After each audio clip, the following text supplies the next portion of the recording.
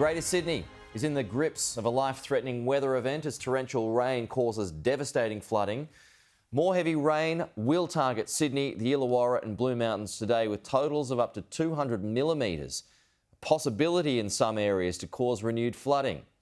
Flood levels in Camden peaked half a metre higher than the April floods, making it the worst flooding in more than 3 decades. And the same situation occurring in North Richmond as well as Menangle. Overnight, the SES performed 19 flood rescues. There have been more flood evacuation orders, some 69 of them in fact, across Greater Sydney. We'll get the precise number in just a moment. So anyone in the following areas have been asked to leave now. That includes the Lower Hawkesbury, downstream of Wiseman's Ferry, parts of Riverstone and parts of Ebenezer too. Parts of Emu Heights North, Yarramundi, Penrith, Peachtree Creek South, parts of Lower Portland and South Maroota West, Agnes Banks, Lowlands North and parts of Pitttown too. The SES will send out alerts using that number right there. It's got a whole bunch of 4s in them. If you receive that, you got to move. Well, let's bring in the Acting Commissioner, Nicole Hogan now from the SES. Nicole, good to see you. Thanks for your time this morning. So let's get the latest now on the number of warnings and orders that are in place and where.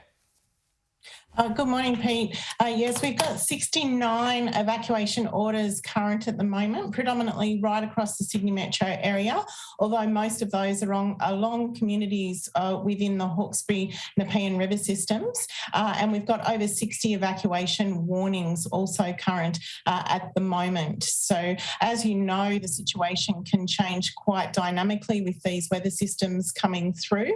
So we have warned communities out overnight, but also yesterday to ensure that they're ready to go should we need to issue that evacuation order. So how many people do those warnings and orders involve?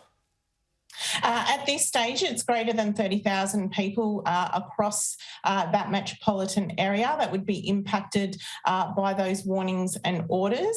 And that number may well grow given that we've still got rain to come through today. And also as the rain falls through those catchments into those river systems and those river systems rise. So it really is required for communities to be vigilant around where they're going. Understandably, it's school holidays, so people want to go out and about. But in this severe weather, it is recommended to not travel unless you have to travel and to really just mind and be vigilant around what's occurring in your area. If you are in a floodplain or you are an evacuation warning, please be aware that an order could come at any time. And if you don't feel safe, pack up and go to family and friends and get out and be in a safe place. What about the requests for help overnight, Nicole, as well as flood rescues too? What are the numbers there? So we've had over 150 requests for assistance overnight, including about 19 flood rescues. A lot of those were vehicles driving into floodwaters or being caught out by floodwaters. So that's why it's really imperative that people don't drive unless they have to drive.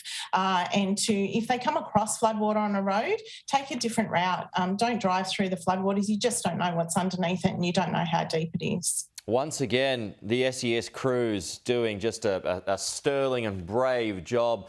And it's not the first time this year, of course. Is there a feeling of fatigue already that they've had to do this so many times this year?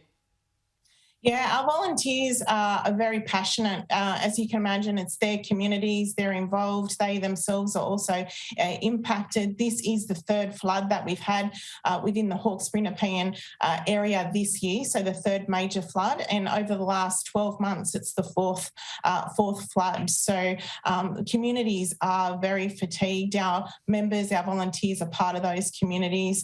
We work very closely with our partner agencies and they're there to support us in ensuring that these communities and community members are safe. Do you have any concerns, Nicole, about dam runoffs, in particular water that will have to come off? You know, the Warragamba Dam, just as one example, that's already so high.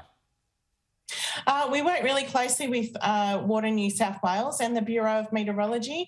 They're our partners in this. Any releases from the dam that's likely to occur, they're all factored into the flood warnings that are issued.